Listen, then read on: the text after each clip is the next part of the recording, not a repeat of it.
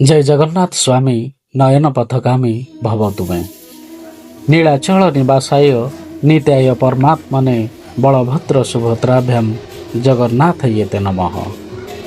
आज पवित्र आषाढ़ शुक्लपक्ष द्वितीय तिथि महाप्रभु श्री जगन्नाथंकर विश्वप्रसिद्ध रथयात्रा अवसर में कलाहांडी जिला भवानीपाटना सहर स्थित श्री जगन्नाथ मंदिर परिसर में महा आडंबर एवं भाव भक्तिर सह रथयात्रा अनुष्ठित हो जाइछि।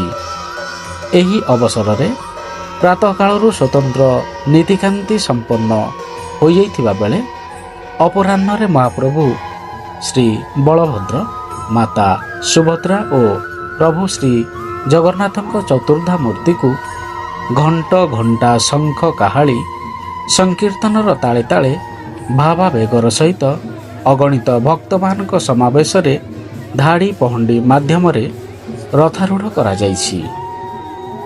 परे परे भक्त मानकर हरिबोल हुलहुली एवं जय जगन्नाथ ध्वनि रे रथारूढ़ चतुर्धा मूर्तिंकर रथ को भक्तिर सह भक्त माने श्री गुंडीचा मंदिर पर्यंत टाणी नैथिले।